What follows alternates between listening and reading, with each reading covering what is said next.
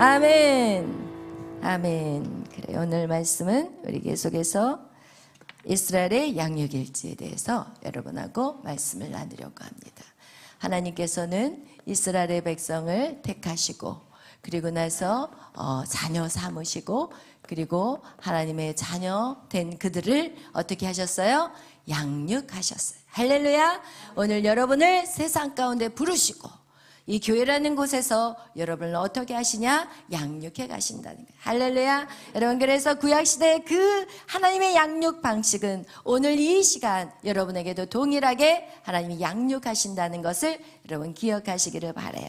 오늘은 여러분하고 말씀을 나누려고 하는 것이 지금 이제 오늘 말씀을 읽은 것 같이 우리가 하나님께서는 우리를 어떻게 하신다? 하나님께서는 우리를 자녀를 삼으시고 그리고 자녀들을 어떻게 해 가신다고요?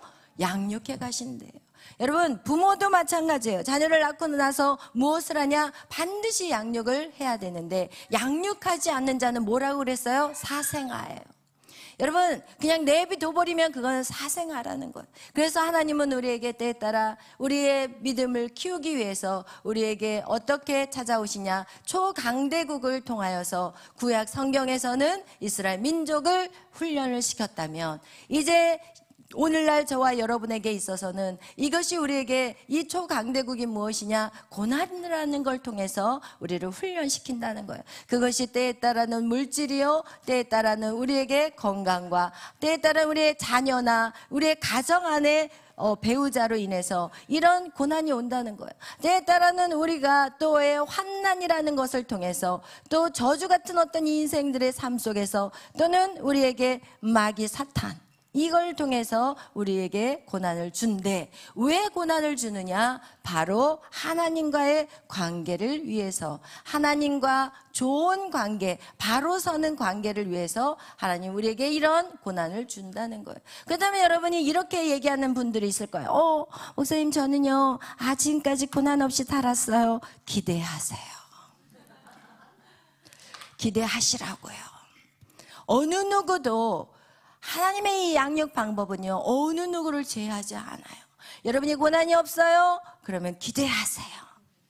여러분, 그래서 이 하나님의 관계를 어떻게 회복하기를 원하시느냐? 아버지와 아들의 관계로, 또한 신랑과 신부의 관계로 회복하신다는 거예요. 세 번째는 왕과 백성의 관계로, 네 번째는 목자와 양의 관계로. 이렇게 하나님 우리를 훈련해 가신다고 얘기해요. 왜냐하면 이런 관계를 만들기 위해서 아버지와 아들, 하나님이 아버지가 되시는 거예요. 그리고 우리는 그의 자녀가 되는 거예요. 그리고 하나님은 신랑, 예수 그리스도는 신랑이요, 우리는 신부라고 얘기했어요. 우리는 그의 백성이라고 얘기했어요. 그리고 오늘 읽었던 것 같이 하나님과 우리의 관계는 목자와 양의 관계라고 성경 우리에게 말하고 있어요. 그래서 여러분, 이렇게 하나님 우리에게 어떻게 해요? 아주 가깝게 다가가. 아까 그랬잖아요. 우리 간사님이 멀리 계셨는데 내 옆에 계신다잖아요. 여러분, 군대 생활에서 내 옆에 계신 하나님이 있다면 두려울까요? 안 두려워요. 내 옆에 하나님이 계신다는 그것을 확실히 믿으면 우리는 어떤 상황에서도 두려울 수 없다는 것을 기억하시기를 바라요. 그래서 하나님은요 우리에게 두려움을 주지 않기 위해서 이런 관계를 만들기를 원해요. 우리는요 이 하나님의 관계가 없는 사람을요 우리는 뭐라고 성경은 말해요? 고아라고 그래요. 그것이 없는 사람 뭐라 그래요? 가부라고 그래요. 그래서 여러분, 하나님의 관계가 회복되지 않은 사람은 영적인 고아요, 영적인 가부예요. 영적인 고아의 모습은 어떤 모습이에요? 여러분 고아가 뭐예요? 눈을 떴는데 아무도 없어. 아무도 없다니까요. 여러분은 그것을 못 느끼겠지만 여러분, 아무도 없어. 이 지구상에 나 혼자라고 생각해봐요. 그러면 그 사람은 정말 두려울 수밖에 없어요. 그런데 여러분 안에 두려움이 있습니까? 미래에 대한 염려 있습니까? 여러분 안에 그런 것들이 있다면 여러분은 지금도 고아와 같이 사는 거예요. 여러분 안에 외로움이 있습니까? 그렇다면 여러분은 영적인 가부 안에 사는 거예요. 여러분, 우리를 가장 괴롭히는 게 이 두려움과 외로움이에요, 사실은. 여러분 안에 있는 두려움, 여러분 안에 있는 외로움. 그래서 우리는 그 두려움을 막기 위해서 여러분의 힘으로 계속해서 무엇을 해요? 여러분의 탑을 쌓아가는 거예요. 바벨탑을 쌓는 거예요. 여러분, 외롭기 때문에 어떻게 해요? 계속해서 누군가를 만나기 위해서 헤매고 다니는 인생이 되는 거예요. 처음에는 그 외로움을 부모로부터 채우려고 했고, 또 그게 안 되니까 이제는 이성을 채우려고 했고, 근데 결혼해서 보니까 또 안 되니까 자녀로 채우려고 했고, 또 살아보니까 자녀도 자기 짝 만나니까 혼자 돼버리니까 이제는 그 외로움을 헤매지, 이제 자기 어떤 취미라든지 뭐 이런 것들, 자기 안에 뭐 즐거움들, 다른 세상의 쾌락을 찾아가는 그런 인생으로 인간은 살 수밖에 없다는 거예요. 여러분, 그래서 우리 안에 이런 하나님은 이 두려움과 외로움을 해결해 주기를 원해요. 하나님을 떠난 인생은 두려워요. 하나님을 모르는 인생은 외로워요.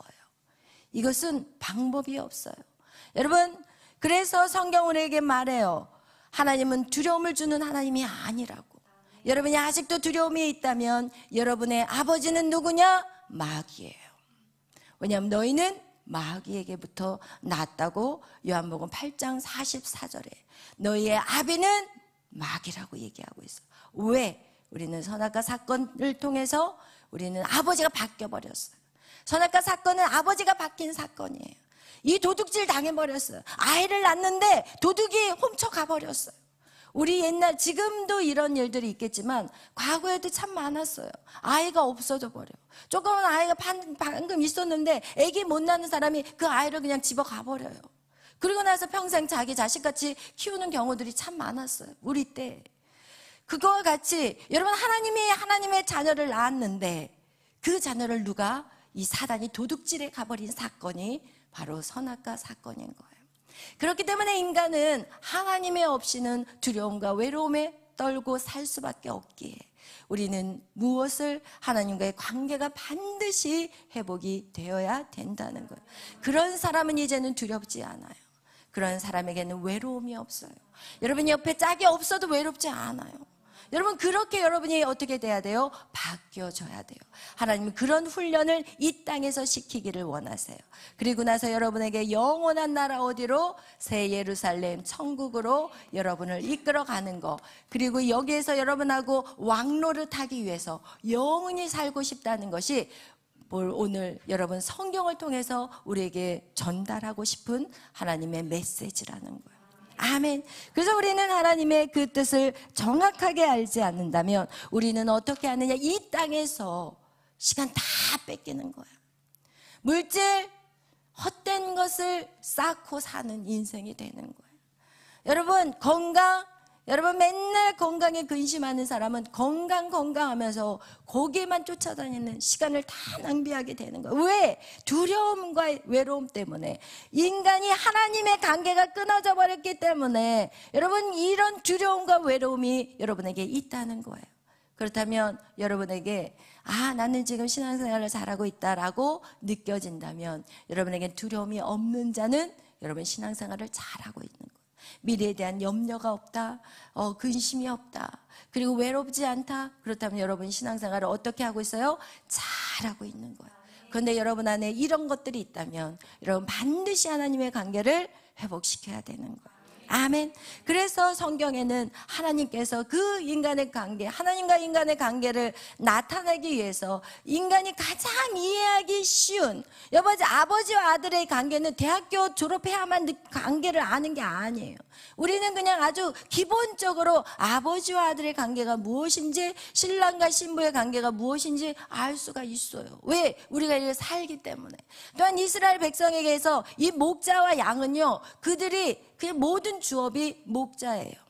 양을 치는 목동이기 때문에 여러분, 이 목자와 양에 대해서도 이스라엘 백성들은 너무나도 잘 알아요. 왜냐하면 이 양들은요, 목자의 소리를 안 돼요.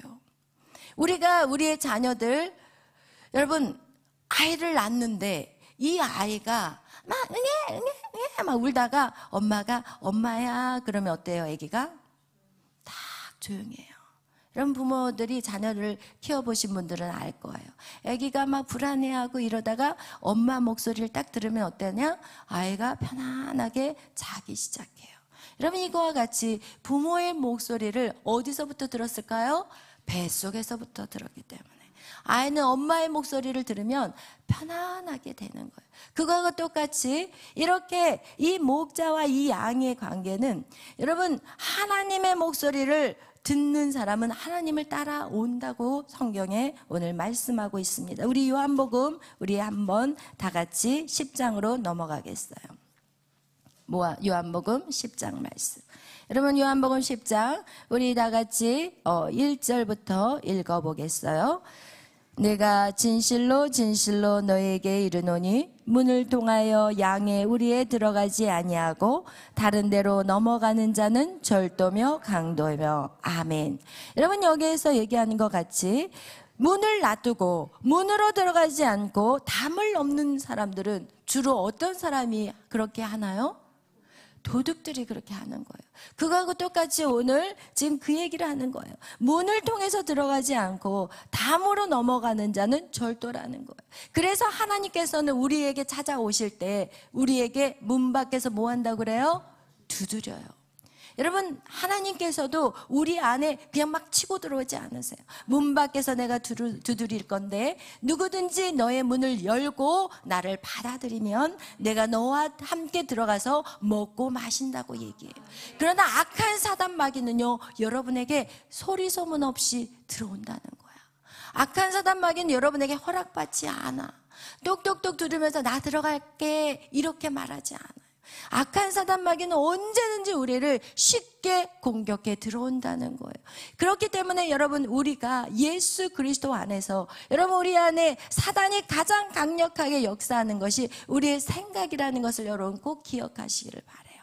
그래서 이 생각 안에는요, 육의 생각이 있고요, 영의 생각이 있다고 분명히 로마서 5장에 말씀하고 있어요. 그런데 육의 생각은 그렇다면 육의 생각은 사단이 주는 생각이요, 영의 생각은 성령이 주는 생각인데, 이 육의 생각과 영의 생각, 이 중간에 다른 생각이 하나 더 있나요? 나의 생각. 있나요? 없어요. 여러분의 생각 있어요? 없어요? 없어요. 야, 나는 정말 열심히 돈 벌고, 야, 지금 일단 젊을 때 많이 벌어놓자. 이 생각 누구 생각일까요? 사단의 생각이에요, 여러분. 여러분 생각 없어요. 많은 사람들은 내 생각이 있다고 생각을 해요. 내가 이 사람을 사랑하고 이 사람 미워한다? 이런 생각, 내가 미워하면 누구의 생각이에요? 그럼 내가 누구를 사랑하려고 노력하면 누구의 생각이에요? 성령의 생각. 그 중간 생각이 있어요? 없어요.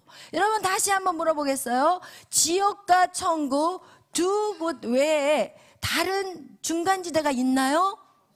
없어요.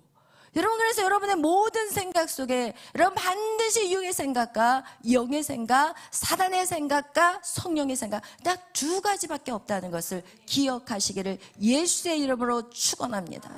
근데 많은 사람들이 이렇게 말해요. 내 생각은 말이야, 내 생각은 이러지만 여러분, 그것은 여러분의 생각이 절대 아니에요.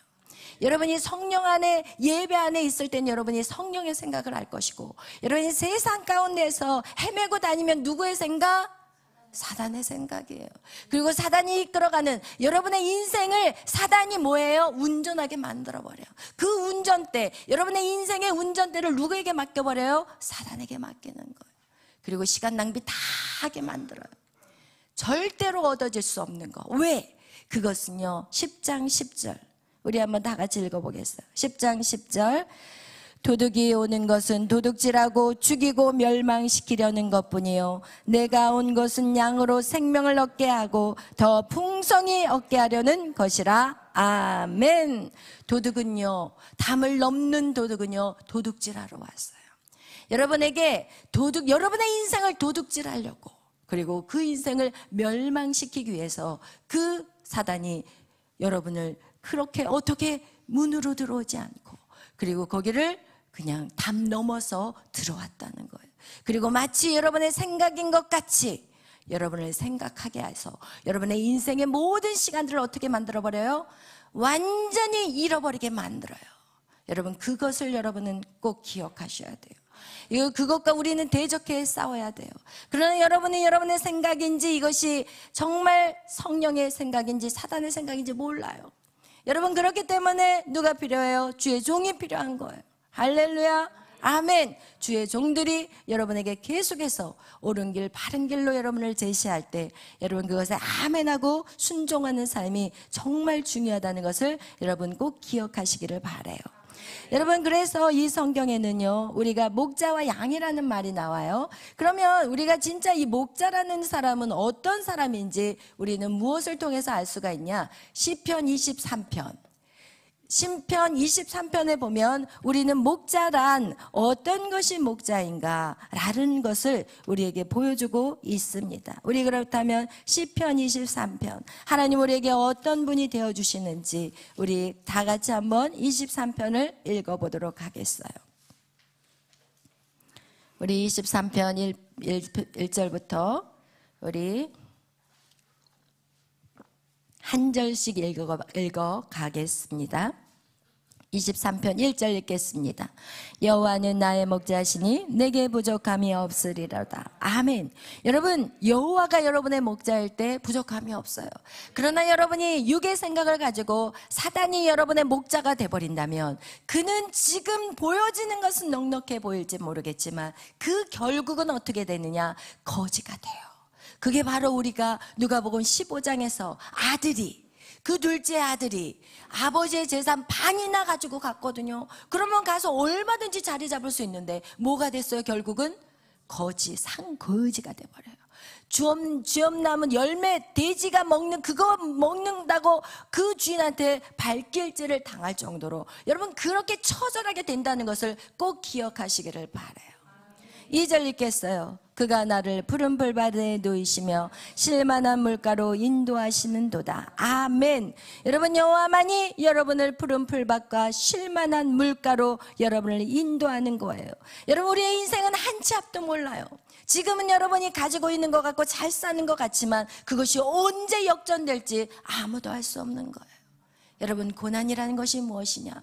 여러분이 그것을 쌓을 때, 여러분의 힘으로 그것을 만들었을 때 그것이 어느 날 확 뒤집혀서 완전히 거지 같은 인생이 된다는 거예요.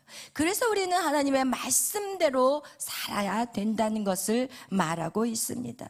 여러분 3절 읽겠어요. 내 영혼을 소생시키고 자기의 이름을 위하여 의의 길로 인도하시는도다. 아멘. 여러분, 여호와가 나의 목자가 될 때 여러분 우리에게는 어떤 일이 일어나느냐? 여러분의 영혼을 소생시킨다는 거예요. 우리의 영을 일으켜 세운다는 거예요. 여러분이 낙심되고 절망돼서 세상 가운데 허덕이다가 교회에 오면 다시 영이 살아나는 역사가 나타나고, 그리고 여러분 우리가 살지만 우리가 살아가는 그 길이 우리는 날마다 의의 길을 선택해야 돼요.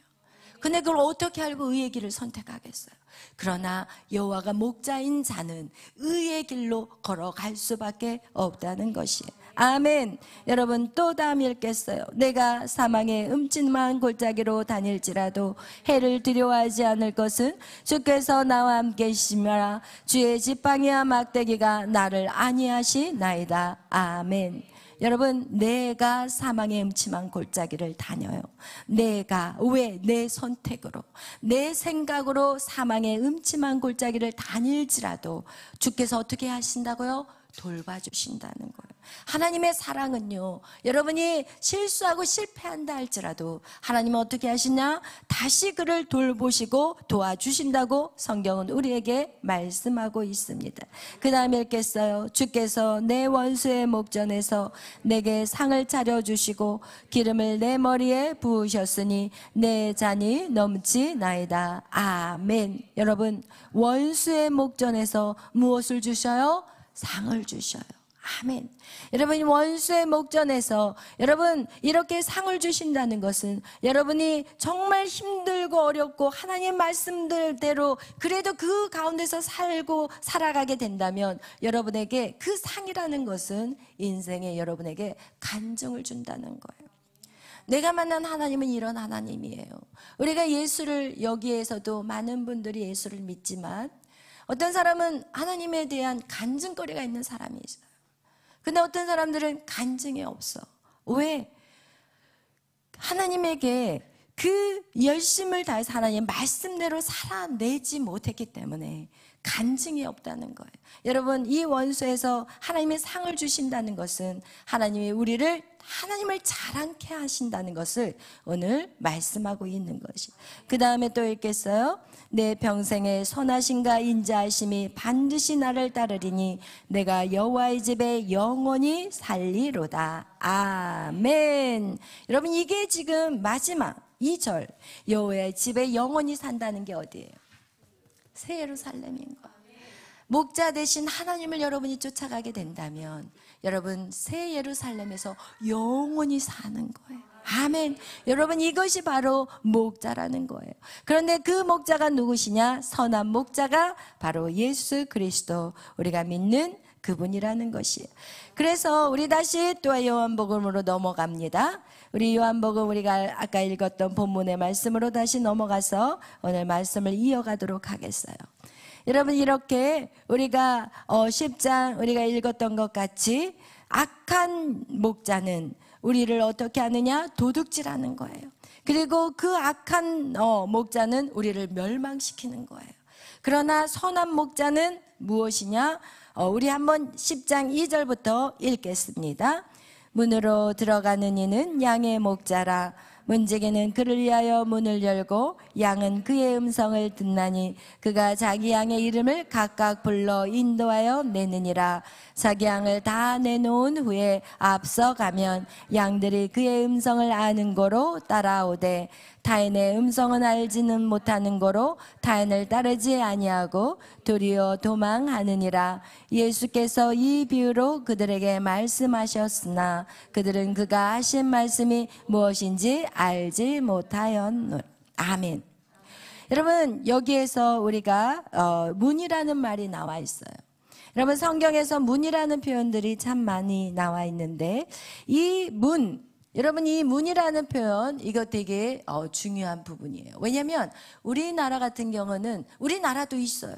우리나라도 이 평지라든지 이렇게 이스라엘 민족은 평지이고 사막이 많기 때문에 그들이 이 성을 이렇게 안전하게 위해서 이 성벽을 쌓잖아요. 성을 쌓고 그리고 거기에 무엇으로 문을 만들어서 거기로 통로로 삼고 있어요.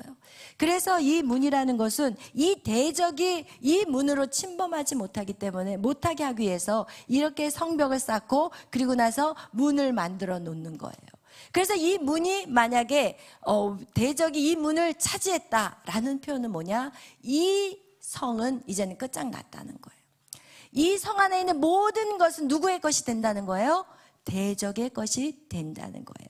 그런데 여기서 예수 그리스도는 양의 목자라고 얘기하고 그리고 그는 자신이 문이라고 말하고 있어요. 여러분, 이 얘기는 무엇이냐? 바로 이 문이라는 표현은요, 주권이 어디에 있느냐를 말하는 거예요. 아멘. 여러분, 예수 그리스도가 우리의 주권자라는 것을 얘기하고 있고, 예수 그리스도가 주권자인 자는 여러분 어떻게 우리가 알 수 있냐? 우리의 인간의 생사하복은 누구의 손에 있다고 얘기하고 있어요? 하나님에게 있다고 얘기해요. 생사하복, 여러분의 사는 것과 죽는 것과 그리고 어려운 것과 그리고 복을 주는 것, 이 모든 것이 누구의 손에 있다고요?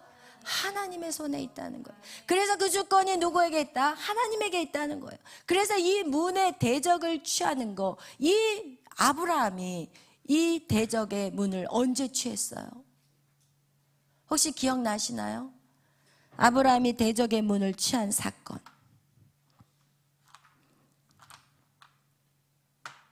혹시 아시는 분?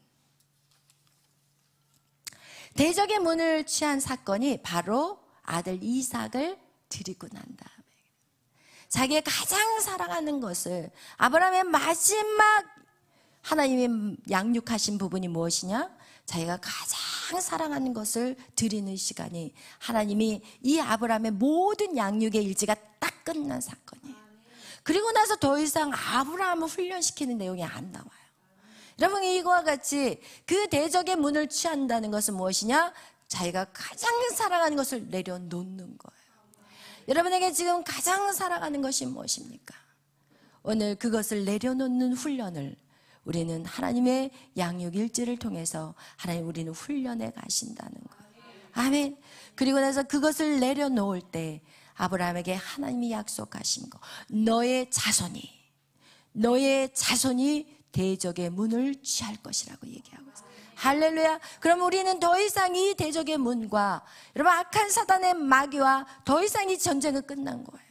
아멘. 대적의 문을 취했기 때문에, 우리가 그 마귀의 악한 대적의 문을 취해버렸기 때문에 우리는 더 이상 공격당하는 인생이 되지 않는다는 거예요. 여러분, 이거와 같이 우리가 하나님의 우리를 이끌어가는 그 모든 과정들이 하나님의 목자 될 때, 하나님이 우리의 목자가 될 때, 우리가 그의 양이 될 때 우리는 그 일들을 이루어갈 수 있는 자들이 되는 거예요.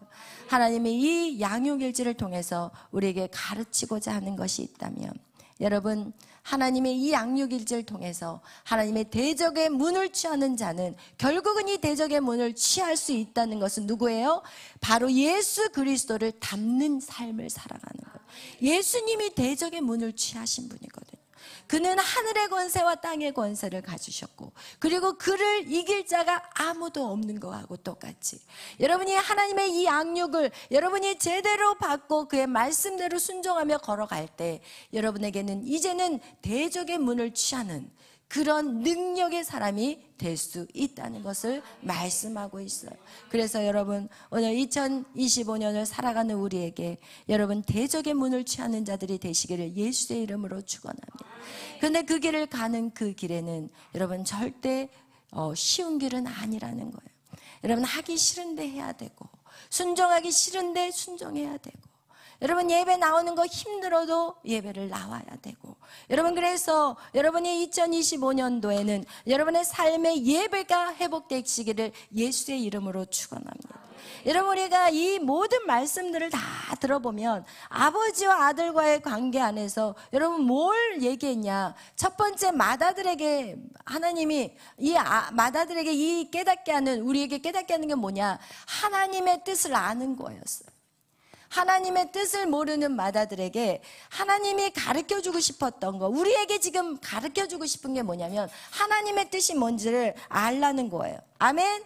여러분, 하나님의 뜻을 모르면 우리는 엉뚱한 인생을 살다가 시간만 다 낭비해버리는 거예요. 근데 하나님의 뜻은 무엇이냐? 둘째 아들을 통해서 보여주는 게 있어요. 그게 무엇이냐? 바로 종이에요. 종. 둘째 아들이 인생을 방황하고 결국은 아버지에게 한 말이 나를 품꾼의 하나로 써달라고 하는 거예요. 그렇다면 우리의 삶이 품꾼의 하나인데 이것은 바로 섬기는 것인데, 섬기는 자로 사는 것이고, 종같이 섬길 때 하나님의 뜻이 뭐예요? 영혼이 돌아오는 거예요. 하나님은요, 아버지의 마음은요 온통 잃어버린 둘째 아들이에요. 잠을 잘 수가 없는 거예요. 둘째 아들이 돌아올 때까지. 여러분, 그것이 오늘 저와 여러분 안에 그 마음이 가득 차야 되는 거예요. 그 잃어버린 둘째 아들이 저 동구 밖에서 그냥 보이니까 아버지가 뛰쳐나가는 걸 본다면 아버지의 마음은요, 잃어버린 한 영혼에게 있다는 거, 이것이 바로 아버지의 뜻인 거예요. 그렇다면 그 한 영혼이 주께로 돌아오는 그 과정 속에서 여러분이 종으로서 섬기지 않으면 절대로 영혼을 구원할 수 있다? 없다. 여러분, 내 시간, 내 물질, 내 건강, 내 거 챙기면 여러분 도저히 우리는 영혼을 한 영혼도 구원할 수 없다는 거예요. 그래서 내가 사는 것은 이제 내가 사는 것이 아니라 내 안에 그리스도가 살 수 있는 것은 내가 살아도 주를 위해서 죽어도 주를 위해서 사는 그 각오가 되지 않고서는 여러분 아버지의 뜻을 이루어갈 수는 없다는 것을 얘기하고 있어요. 그러면서 또한 신랑과 신부의 관계에서도 무엇을 얘기하고 있느냐? 여러분, 이 신랑은요 뭐를 해야 돼요? 예수 그리스도와 같이 살아야 되는데 뭐예요? 예수 그리스도는 죽음으로 그것을 우리에게 보여주셨고, 신부는 무엇을 해야 돼요? 복종하는 것을 통해서 예수 그리스도의 신부가 될 수 있다는 것을 성경 우리에게 보여주는 거예요. 그래서 여러분이 어떻게 살아야 되느냐, 이런 모습으로 살아야만이 여러분은 어떻게 이제는 왕 같은 제사장이 될 수 있다는 거예요. 결국은 이런 삶들이 우리는 왕 같은 삶이요 목자와 같은 삶을 살 수 있다는 걸 얘기하고 있어요. 왕같이 여러분 이 땅에서도 다스리는 자가 될 수 있어요. 아멘. 그가 누구였어요? 바로 다윗이었어요. 다윗은요, 그가 예수 그리스도를 예표하는 왕이에요. 그는요, 자기가 쫓기는 신세가 되었을 때도 이스라엘 민족이 블레셋에게 쳐들어오면 쫓기는 신세인데 거기 가서 도와주고 블레셋을 다 처단해버리고, 여러분 이렇게 다윗은요, 어떤 자, 눌린 자, 빚진 자, 그리고 한탄하는 애통하는 자, 이들을 품고 그가 왕이 되기도 전에 그렇게 그의 나라를 세워갔다는 거예요. 여러분도 마찬가지예요. 여러분의 상황이 어려워요. 지금 상황은 여러분 혼자 서는 것도 힘든다 할지라도 하나님이 기뻐하시는 것은 여러분이 내가 없어서 지금 못 먹겠는데도 남한테 하라는 거예요. 내가 지금 여유가 없는데도 내 마음이 여유가 없어도 다른 사람의 얘기를 들어주라는 거예요. 아멘. 그렇게 여러분을 바꿔가는 거, 이것이 결국은 여러분이 왕 같은 제사장으로서 여러분이 이 땅에서도 살 뿐만 아니라 영원한 나라에서도 살 수 있다는 거예요. 여러분 오늘 또 이 목자와 양의 이 목자, 선한 목자는 예수 그리스도가 맞아요. 그러나 여러분이 이렇게 우리가 살아갈 때 여러분도 이 땅에서 선한 목자같이 살 수 있어요. 그 선한 목자는 양을 위해서 죽는다고 오늘 성경은 말하고 있잖아요. 선한 목자는 양을 위해서 죽는다고 말씀하셨는데, 여러분 성경에 보면 구약 성경에 모세가 바로 그런 자였고, 신약에 와서는 사도 바울이 바로 그런 삶을 살았던 자라는 거예요. 여러분 모세가 출애굽기 32장 32절에 보면 그가 그 상황은 어떤 상황이었냐면, 이스라엘 민족이 지금 이 출애굽을 해가지고 그 시내산에서 그 법궤를, 하나님의 법궤도 받고 그리고 십계명도 받고 있는 그 상황 속에 어떻게 해요? 이스라엘 민족이 금송아지를 만들어요. 그리고 해서 거기에다가 막 모세가 40일을 안 오니까 자기가 두렵고 무서운 거야. 여러분 그들은요 모세만 바라봤지요 하나님을 모르지 않았어요. 여러분도 마찬가지예요. 여러분이 지금 이 나라가 지금 막 풍전등화라고 해서 지금 힘들지만 우리가 그 누구 사람, 윤석열 대통령 그분을 바라봐서도 안 되고 정강훈 목사님 그분만을 바라봐서는 안 돼요. 우리는 사람을 바라보면 그분이 사라지고 나면 우리나라는 멘붕이 돼버릴 거예요. 여러분 우리는 하나님을 바라보셔야 돼요. 그 일들을 이뤄가시는 분은 하나님이신 거예요. 결국은 하나님이 사람을 통해서 역사하시는데, 많은 사람은 사람을 쳐다보고 쫓아가는 인생들이 너무나도 많아요. 그것이 결국 무엇이냐? 이재명도 마찬가지고 한동훈도 마찬가지예요. 그의 외모가 깔끔하고 좋으니까 쫓아가는 그런 사람을 바라보는 인생들은 절대로 되어서는 안 돼요. 아멘. 우리는 하나님을 바라보는 자들이 되어야 되는 거예요. 그런데 이 모세가 사라지고 나니까 사람들이 두려워 떠는 거예요. 왜? 하나님의 관계를 회복하는 것이 아니라 모세만 의지하고 있었기 때문에. 마찬가지예요. 여러분 그럴 때 이 모세에게 하나님이 얘기했어요. 야, 쟤네들이 우상을 금방 만들었어. 아니 그 1년도 아니고 며칠 지나고 나서는 우상당한지를 만들고 있는 거예요. 하나님 너무 화가 났어요. 그래서 뭐라고 얘기했냐면, 모세야, 내가 쟤네들을 다 진멸할 거야. 이스라엘 백성 200만 명 나왔어. 내가 다 죽여버리고 그리고 너로 큰 민족을 세울 거야 라고 32장이 말해요. 그러자 모세가 뭐라고 한지 아세요? 하나님, 차라리 저를 생명책에서 빼주세요. 저를 생명책에서 빼주시고 저들의 이름을 구원시켜 주세요. 저들을 구원시켜 주세요. 이게 바로요 목자가 되는 거예요. 여러분의 기도 안에 여러분 정말 여기까지 가시기를 예수의 이름으로 축원합니다. 사도 바울이요 또 뭐라고 얘기하냐면, 우리가 시간은 없어도 우리 이거 한번 찾아보겠어요. 로마서 9장.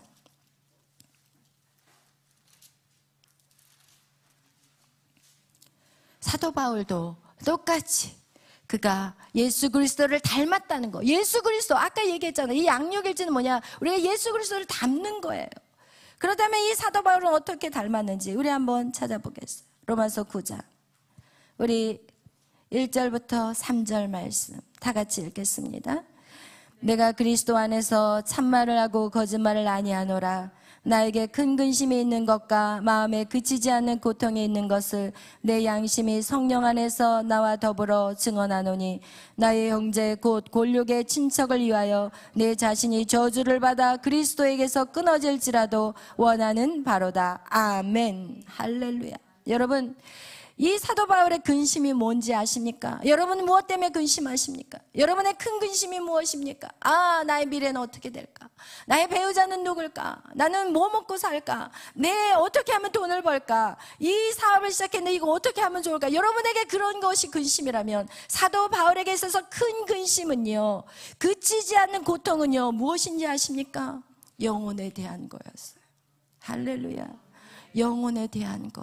여러분 그런 걸로 인해서 큰 근심이 생긴 적이 있으십니까? 여러분이 그치지 않는 고통 속에 있으십니까? 그렇지 않는다면 여러분 정말 우리가 이제는 결단하셔야 돼요. 사도 바울은요, 나의 형제 곧 골육의 친척을 위하여 내 자신이 뭐를 받아도 돼요? 저주를 받아 그리스도에서 끊어질지라도 그들이 예수를 믿는 것을 내가 원합니다라고 말하고 있어요. 여러분 여기까지 하나님이 여러분을 양육하기를 원하세요. 그런데 거기서 보세요. 나의 형제 골육의 친척이라고 말할 때 우리는 자기 친척이나 보다, 자기 형제나 보다 라고 말할지 모르겠지만 4절을 읽겠어요. 시작. 그들은 이스라엘 사람이라 그들에게는 양자됨과 영광과 언약들과 율법을 세우신 것과 예배와 약속들이 있고. 아멘. 여러분 그들이 누구냐? 이스라엘 사람이라는 거예요. 이스라엘 사람 누구였어요? 사도 바울이 정말 전도하러 다닐 때마다 쫓아다니면서 그 방해했고, 그리고 나서 이제 어느 정도로 괴롭히냐, 이제는 막 사도 바울이 가는 곳마다 숨어가지고 뭐 들고 있어요? 칼 들고 있어요. 사도 바울을 죽이려고. 여러분 이렇게 공격한 그들을 향해 사도 바울이 뭐라고 얘기해요? 그들을 위해서라면 자기는 저주받아서 그리스도와 끊어져도 된다는 거예요. 그건 뭐예요? 원수까지 사랑할 수 있는 거. 할렐루야. 원래 2025년 새해 여러분 원수 같은 사람이 있습니까? 여러분 안에 원수 같은 사람이 있습니까? 여러분 절대 안 돼요. 아멘. 그렇다면 여러분의 양육일지는, 하나님이 여러분을 훈련하는 시간들은 계속 할 수밖에 없어요. 여러분을 완전히 부시어가지고 정말 그 원수까지도 사랑할 수 있도록 아주 순종하지. 제가 이 사명을 감당하면서 하나님이 제가 깨달은 건 그거예요. 하나님이 일도 타협하지 아니하신 분. 제 안에 흠이 있다면 그 흠을 반드시 뽑아내기 위해서 하나님이 나에게 고난을 주시는 하나님이라는 걸 제가 배운 사람이에요. 그래서 제가 여러분에게 잔소리하고 막 쫓아다니면서 이거 이렇게 하세요, 저렇게 하세요라고 하는 이유는 여러분 하나님 반드시 포기하지 않으신 하나님. 왜? 하나님의 형상을 회복하기 위해서, 여러분을 가장 멋진 사람으로 세우기 위해서, 여러분을 가장 아름다운 사람으로 세우기 위해서, 그래서 여러분을 왕같이 만들기 위해서, 여러분을 선한 목자로 세워가기 위해서 하나님은 그 일을 포기하지 않으신다는 거예요. 할렐루야. 그런데요, 그 인생이 가장 행복하다는 거예요.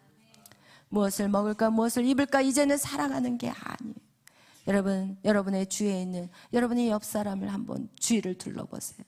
여러분이 도와야 될 사람이 누군지, 여러분이 섬겨야 될 사람이 누군지, 내가 지금 열심히 세상에서 뭔가를 이루어가면서 여러분 열심히 뭔가를 채워가면서 살아가려고 하는 것은 인생을 다 허비하고 낭비하는 시간이라는 것을 여러분 꼭 기억하시기를 예수의 이름으로 축원합니다. 아멘. 여러분 그래서 우리가 정말 이 양육일지를 통해서 하나님은 여러분을 세워가기를 원하시는데, 여러분 그 부르심 앞에 여러분이 순종으로 반응하시기를 바라요.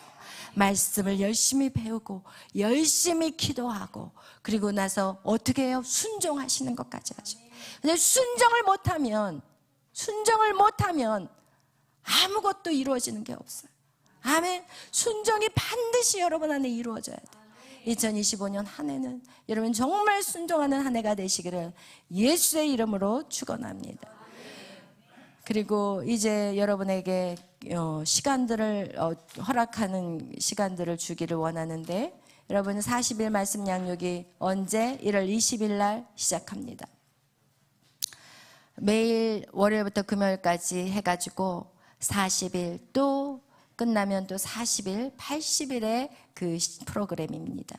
이 시간이요, 여러분 정말 이건 세상에서 얻을 수 없는 기회라는 걸 아시기를 바라요. 아멘. 여러분 꼭 이것을 기도하시면서 여러분이 순종하시기를 바라요. 여러분 이 모든 순종은 다 어디 하늘에 쌓이는 순종임을 기억하시고 여러분이 꼭 말씀 양육에 참석하시는 분들이 되시기를 바라고, 또 한 가지 더 제가 여러분에게 이제 예배 가운데서 일부러 강구하는 거예요. 여러분 저희 교회는 또 특수 사역이기 때문에 예배가 끝나면 일산으로 가는 성도들이 있어요. 근데 일산으로 못 가시는 분들이 있어요, 형편상. 그래서 일산에 못 가시는 분들은 그동안 우리 전도사님이 맡아서 그 일들을 이끌어 가셨는데, 못 가시는 분들 오후 1시 반에 식사 끝나고 나면 이제 정리하고 나면 2시쯤 될 것 같아요. 그래서 제가 이제 1월 달부터 여러분에게 이렇게 제가 말씀을 전하고 난 다음에 여러분에게 그것들을 말씀을 나누는 시간을 같이 갖도록 이렇게 매 주마다 여러분에게 이렇게 말씀 양육 교재를 드릴 거예요. 그럼 여러분이 가시지 마시고 같이 말씀을 읽고, 그리고 그 말씀에 제가 여기서 질문들을 뽑아놨으니까 앞에 이제 인도하시는 분이 이제 누가 하실지는 모르겠지만 일단 그렇게 해서 하게 된다면 여러분이 꼭 2부 2시 예배는 이걸 같이 참여하셔서 우리가 말씀을 삶에 적용하는 것까지 하셔야 돼요. 말씀 따로, 삶 따로는 더 이상 안 돼요.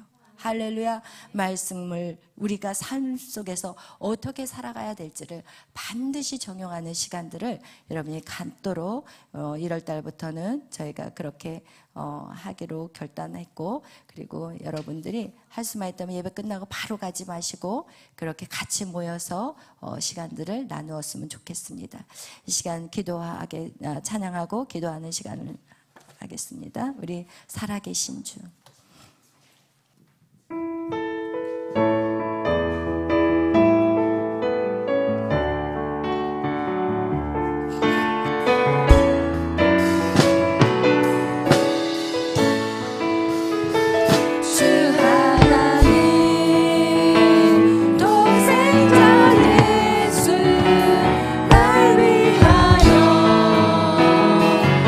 오시었네. 내 모든 죄